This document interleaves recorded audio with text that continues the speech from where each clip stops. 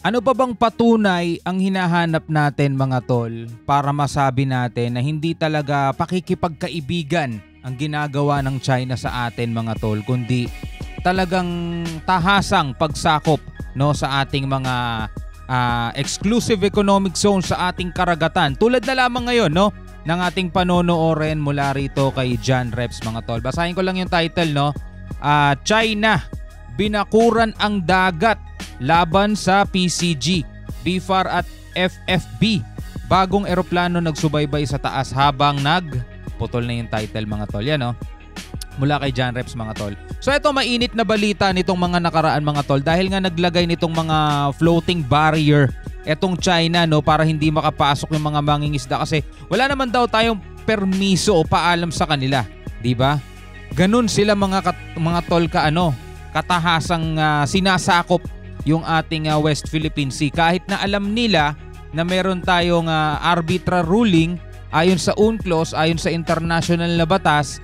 Ang mga lugar na to ay nasasakop ng exclusive economic zone ng Pilipinas. Ito yung hindi natin dapat ikabahala, sabi nga nung isang senador, no? Wala tayong dapat ikabahala dito, mga tol. Kaya huwag kayong nagagalit, no? Well, anyway, bago natin to panoorin at simulan, hinihikayat kita, huwag mong kalimutan mag-subscribe dito mga kapatid kay John Reps. Yan, pakilike na rin po ang video. At syempre, huwag niyong kakalimutan kung trip mo yung mga ganitong klaseng reaction video and commentary, huwag mo rin kalimutan mag-subscribe. Click mo na rin ang notification bell para ma-notify ka pag may mga bago tayong reaction video na katulad nito. Huwag na natin patagalin pa. Total, wala na rin naman tayong hinihintay na panoorin na natin to mga tol. Kakapasok lang na balita mga kabayan, Chinese Coast Guard naglatag ng mga floating barrier sa Scarborough Shoal na aktuhan ito ng Philippine Coast Guard at tauhan ng BFAR habang nagsasagawa ng patrolya. Hindi lang yan dahil may dala ding pasalubong ang BFAR sa mga mangingisdang Pilipino. Wow. Ano-ano kaya ito? Kaya't para malaman ang buong detalye ay tumutok at makinig na mabuti. Simulan na natin.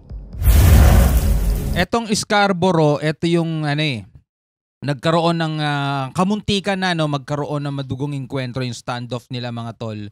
So atras ang Pilipinas diyan, pumagitna ang US no. Pero yung Chinese, yung China nanatili doon mga tol. At eto ngayon kitang-kita nila binabakuran, nilalagyan ng floating barrier na animoy.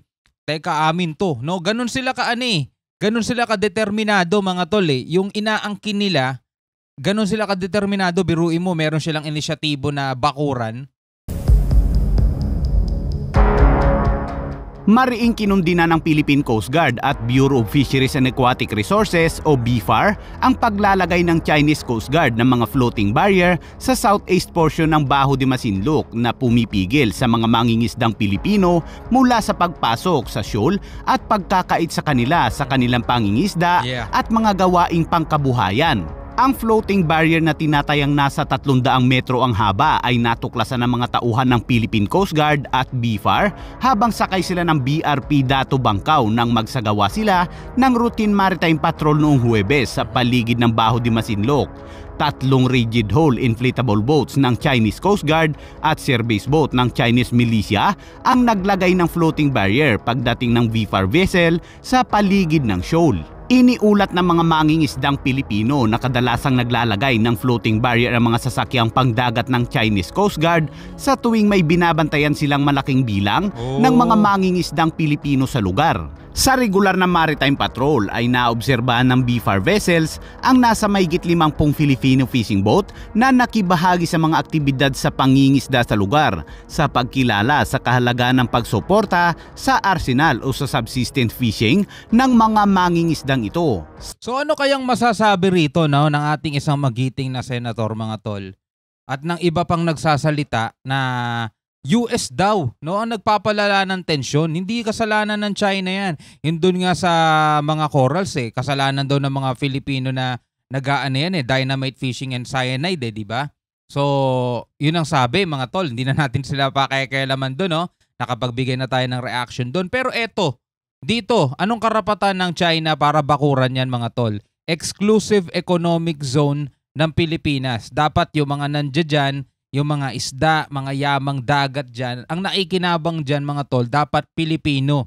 Dapat Pilipinas. So hindi ba tayo pro-Pilipino doon pag naiinis tayo dahil sa ginagawa nila? 'Di ba? Tayo ba ay nagtatapang-tapangan lang at kailangan natin ng tulong ng US? Hindi, walang kinalaman ng US dito sa usapin na to. Ang kailangan lang natin makita na tinitindigan ng ating gobyerno etong nangyayari dito. Dapat hindi sila nag-aano diyan, no? Patay bahala na lang, diplomatic protest ulit mga tol. Kasi kawawa naman yung mga mangingisda eh. Tingnan mo, bukod sa itinataboy sila, hinarangan na sila. So hindi na sila makapunta doon para makapangisda mga tol. Exclusive economic zone natin yan. Kumbaga, parang sa bahay mo may bakuran ka pero binakuran ng kapitbahay mo. Diba? Antindi nun mga tol. Diba? Balita natin, ito tinanggal ng PCG yan eh. Yang hinarang nilang barrier na yan at kinagalit ng China yon mga tol. At nag-warning sila sa atin mga tol, no? Samantala, binigyan sila ng BFAR ng iba't ibang mga grocery items at fuel subsidies ang mga mangingisda bilang tulong at upang mapanatili na rin ang kanilang operasyon. Gayunpaman, may kabuuang 4 na sasakyang pangdagat ang Chinese Coast Guard sa lugar at ito ang mga CCG 3065, 3066, 3105 at 3301. 15 radio challenge ang natanggap ng BFAR sa pagtatangkang itaboy ang BFAR vessels at mga Filipino fishing boat. Inakusahan ng Chinese Coast Guard na ang presensya ng BFAR vessels at mga Pilipinong mangingisda ay lumabag sa international na batas at sa mga lokal na batas ng PRC o People's Republic of China. Lumabag sa international na batas mga tol ha. Yun ang sabi ng China. Tayo pa daw ang lumabag sa international na batas. Matatawa ka na lang talaga eh, no? Ano bang nakasaad sa international na batas? Kanino ba tong teritoryong to? Kanino ba yung karagatan na yan? Di ba? Kanino ba yan? Paano lalabag sa international na batas? Paano ka lalabag sa batas kung pinoprotektahan mo yung sarili mong soberanya? My goodness.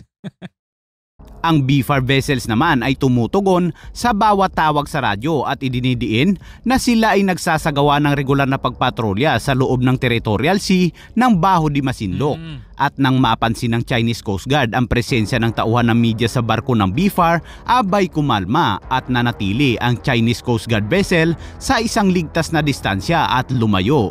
Kung walang media ay maaaring yari na naman ang Philippine Coast Guard at BFAR. Takot din sila sa media kasi alam nilang ma-expose yung ano nila eh, yung ginagawa nila eh. Pero hindi lang Philippine Coast Guard at BFAR ang magkasama sa isinagawang patrolya mga kabayan dahil nasa himpapawid din ang bagong ISR ng Philippine Navy, ang C-208B Caravan na bininyagan ilang araw lang ang nakalipas. Wow. Ayan mga kabayan, malamang ay hindi na ito kikwestiyonin ng ilang mga senador dahil hindi na yan US aircraft. Samantala, diba? Hindi natin kailangan ang ibang bansa para masabing malakas ang loob natin. Etong mga nasa PCG mga tol, etong mga nasa tagabantay ng ating karagatan, malalakas ang loob niyan, matatapang yan. Mga tol, kailangan lang talaga nila ng suporta. No, pero kung walang susuporta sa kanila, bakit sila magtatapang-tapangan diyan? Wala namang susuporta, 'di ba? Kailangan lang talaga nilang makita yung suporta ng gobyernong pinaglilingkuran din nila at yung bayang pinaglilingkuran nila. 'Di ba? Para hindi naman mawalan ng halaga. Halimbawa, malakas ang loob nila, paaalisin nila yung mga yan. 'Di ba? Makikipaglaban sila diyan. Pag nagkagipitan na, biglang wala silang makukuhang suporta, mapapagalitan pa sila. 'Di ba? Bababa lalo moral nila, mga tol. So hindi kailangan talaga, hindi nila kailangan actually with or without the help of other country. Wow, English yun. Pero tignan nyo naman mga tol, malakas ang loob nilang maipagsagutan at para tindigan na atin talaga etong mga nasasakupang teritoryo natin na binabakuran na ng ibang bansa. Pinahayag ng Commandant ng Philippine Coast Guard na si Admiral Artemio Abo ang kanyang pangako na suportahan ang BFAR at iba pang ahensya ng pambansang pamahalaan sa kanilang pagsisikap na matiyak ang kaligtasan at seguridad ng ating mga mangingisdang Pilipino. Patuloy na makikipagtulungan ng Philippine Coast Guard sa lahat ng kinauukulang ahensya ng gobyerno upang tugunan ang mga hamong ito. Itaguyod ang ating karapatang pangdagat at protektahan ang ating maritime domain. Yan o, kitang-kita, actual video mga tol. Hindi to gawa-gawang kwento lang ng PCG mga kapatid, no? Yan o.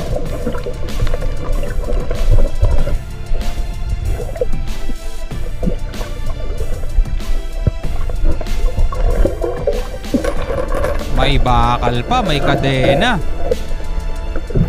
Kaya't para maging updated ka sa mga bagong video katulad nito, ay i-like lamang po ang video ito at mag-subscribe. Maraming salamat. Yo, subscribe kayo mga kapatid kay John Reps. Huwag nyo kakalimutan yan para maging updated kayo sa mga ganitong klaseng balita.